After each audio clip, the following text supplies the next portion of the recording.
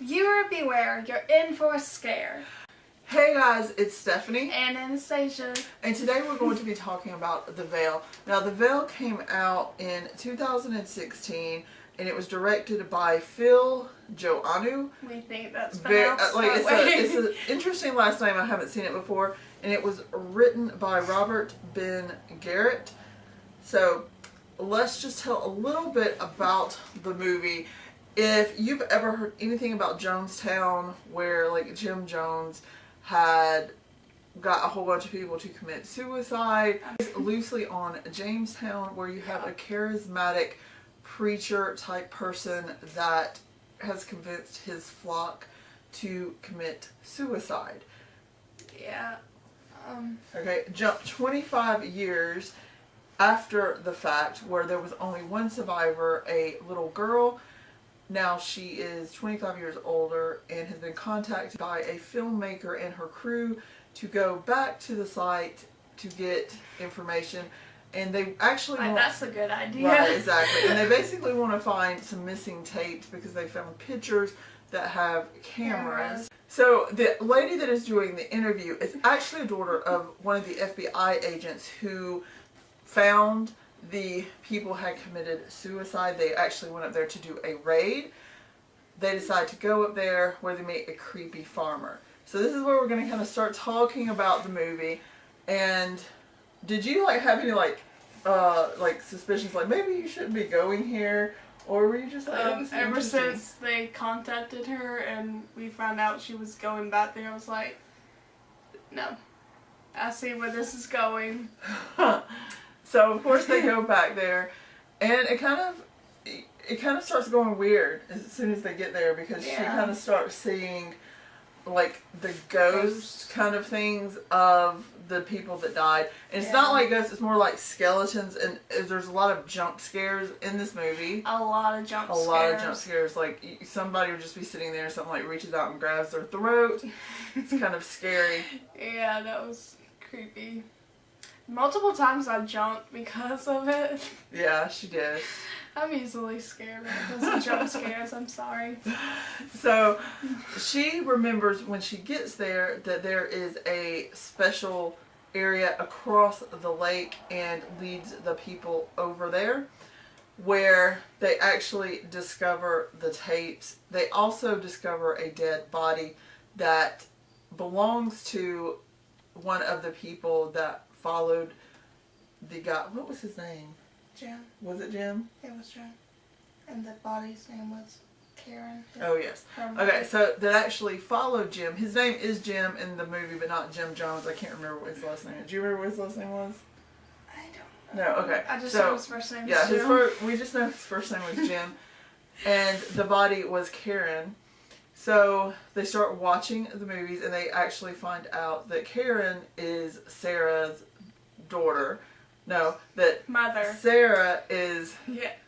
Hold on. That Sarah is Karen's daughter.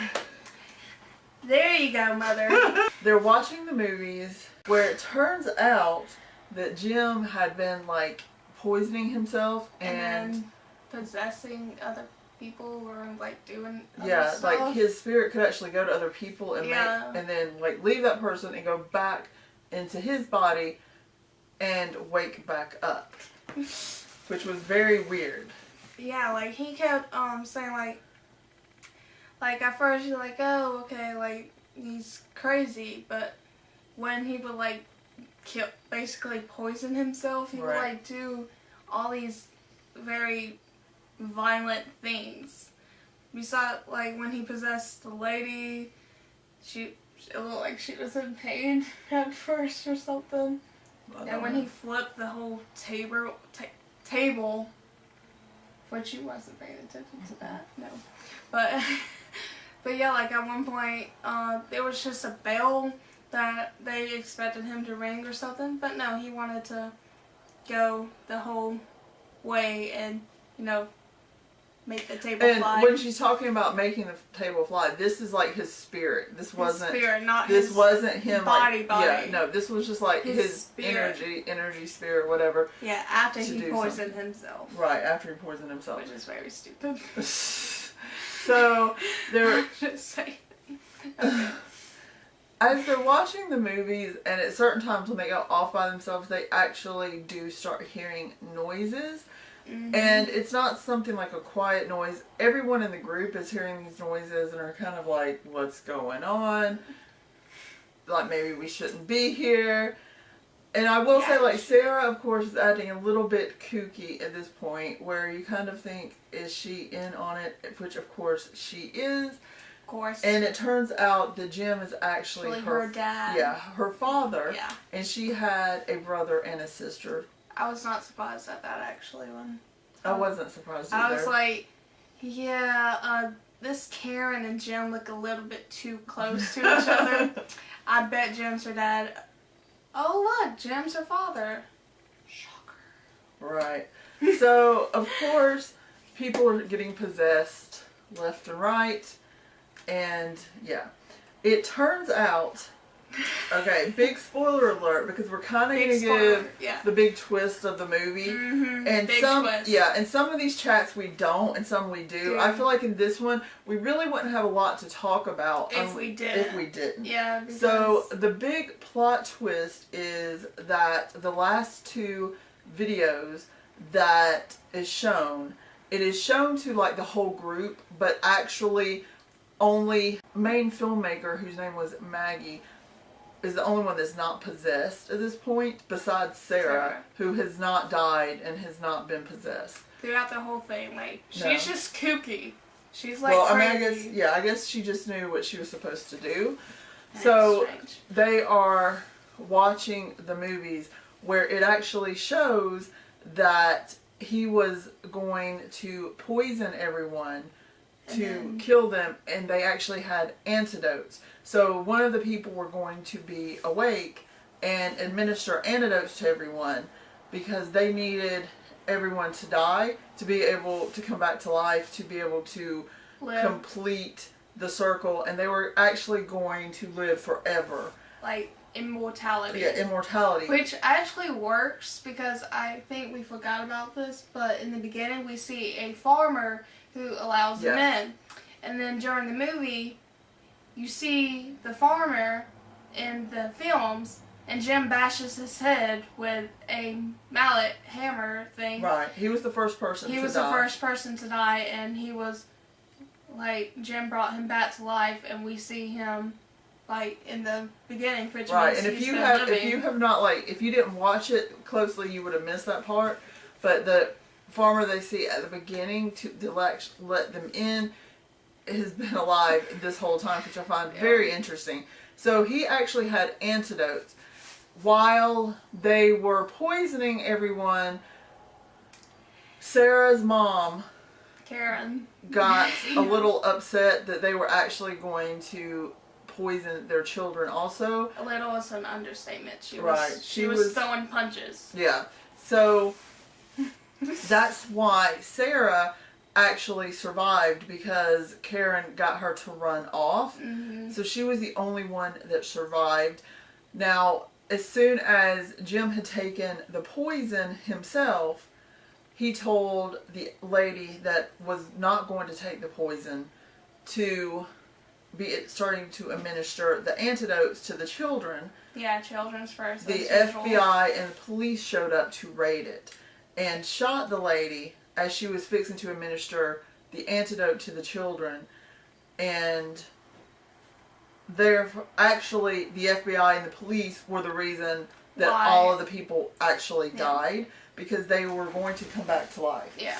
And at that point, Jim put a curse on all of the people, saying that it was going to be on them and their kids and their kids' kids. Yeah.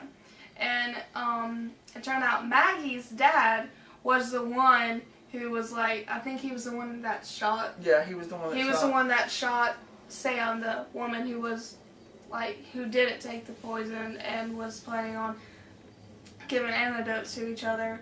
Because he shot her, the children died, and which it caused, Jim to be pissed off because, hey, his kids are dying. He did. Right, exactly. Yeah, he was really upset. And he was also, at the time, dying.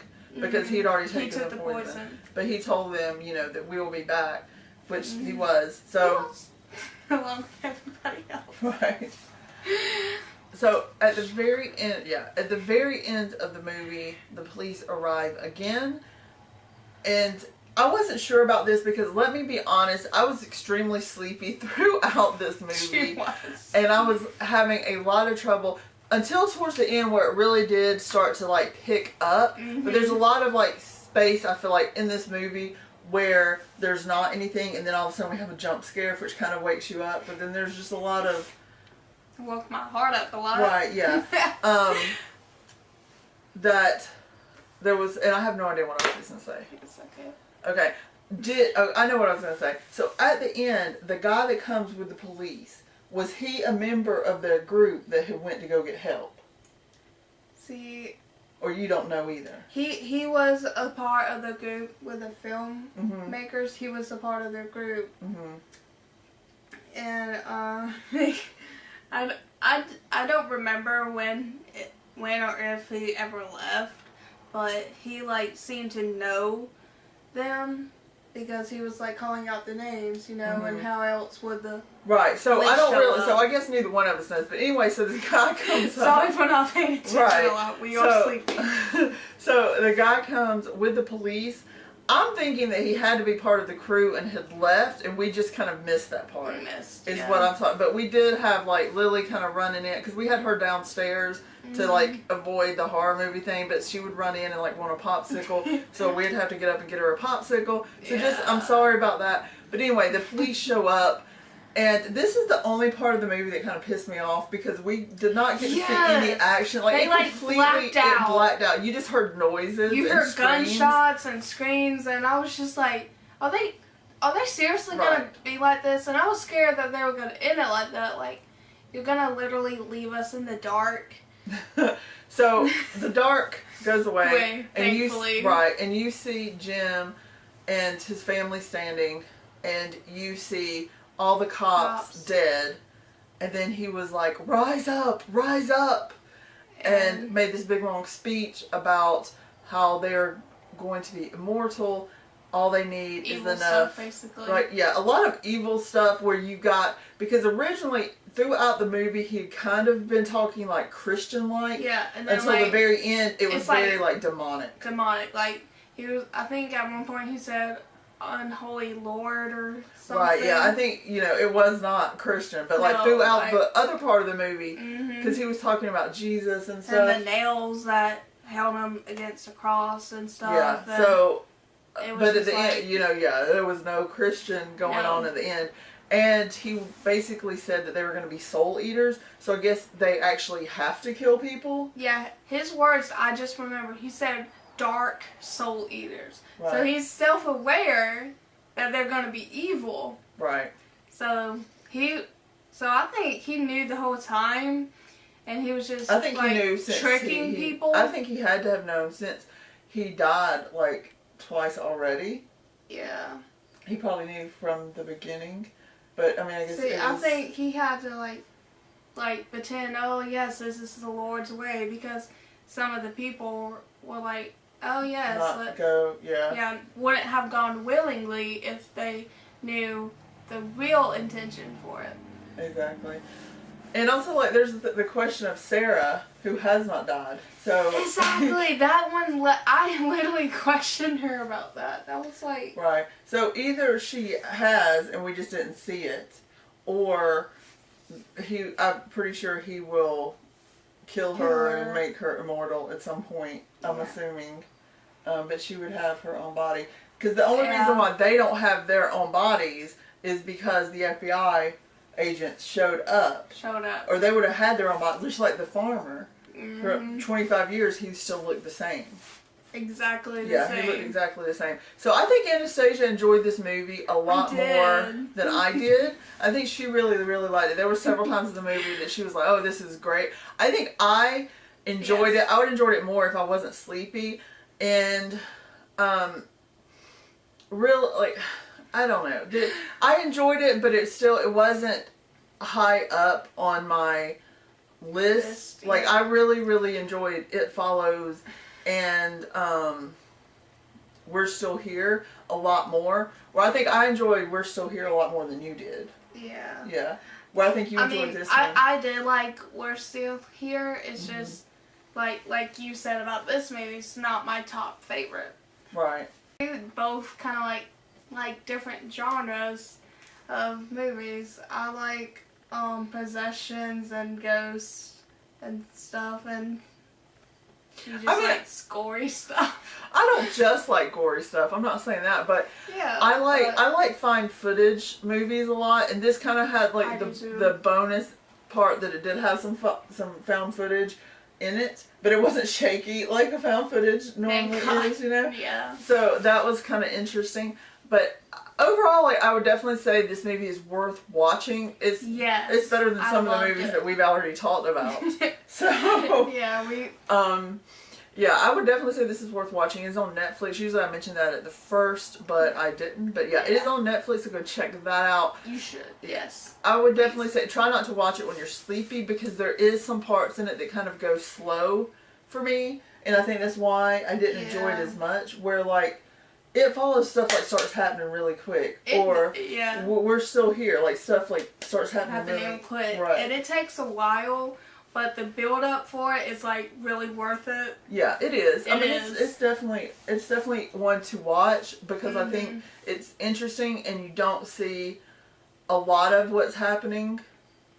Because I kind of knew that there was like ghosts, and I kind of knew they were going to possess people, but I never thought like, wow, they were actually going to come back to life. Like, that part was a surprise. I actually felt bad. Yeah, you do feel bad. Like, those people all like trusted Jim with their lives, literally, and then the police just had to show up, and all of them died. It was women, children, and like everybody except for Sarah. Yeah, it was sad. Yeah, but I'm wondering this. Okay, I'm sorry. I keep remembering. I forgot to mention this. In the beginning, she said that in the hospital they named her Sarah, but her actual name was also Sarah. So, was it just a coincidence, or has she always known? It could have been a coincidence, or she could have actually remembered that her name was Sarah, and they gave her a new last name. Because that could have been what she didn't remember. Well, she didn't say specifically. Right. She just said her name. She did not say. She didn't say. And I should say that the lady that was going to administer the antidote had been in a coma. And I think this is like really even the first thing creepy that we saw, where Jim kind of brought her out of the coma. Wasn't she brain dead? Yeah, she was like brain dead. They told her she was brain dead, and I think that's why she didn't have to take the poison, because she had already basically been dead. She was like brought back to life already by Jim, so there was like no reason for her to take the poison. Right, but I guess like when she got shot, it like killed that body, so she was just like spirit floating like everybody else. Yeah. Basically. See, that saddens me. I'm sorry. This whole movie's just like sad. It's really one that kind of sticks with you, I think. Like, it's still going in my head a little bit. But I hope you enjoyed this video. Let us know, like, what you think about this movie. Like, definitely go and watch it. If you haven't watched it, I'm sorry that we spoiled the whole movie for you. But go and watch it on Netflix and come back and talk about it. Yes. Because it's really interesting, and we really want to, like, have, you know, a really good conversation about it. I know we're just starting out. It's a little bit slow. We're going to get, like, our rhythm in. But I'm personally really enjoying this, and I'm kind of having like a little bit of a video block for my makeup channel, but this one like is so fun for me because I love horror movies. Yeah, and it's like easy and fun to talk about. It is, yeah, because I mean we kind of do this normally anyway after we watch a movie. Yeah, and we're just like, hey, one day we were just like, hey, you want to start a channel? Exactly. Yeah, sure. So it's really fun. So definitely go and check out our Tumblr. If you're not subscribed to my channel, Makeup Mama, you can check that out. I do a lot of different things, mostly about makeup though. Yes. And yeah, so go check that out. Make sure you subscribe. Thumbs up the video if you like it. And follow us on Tumblr because that really helps too. Exactly. So we will talk to you later. Bye.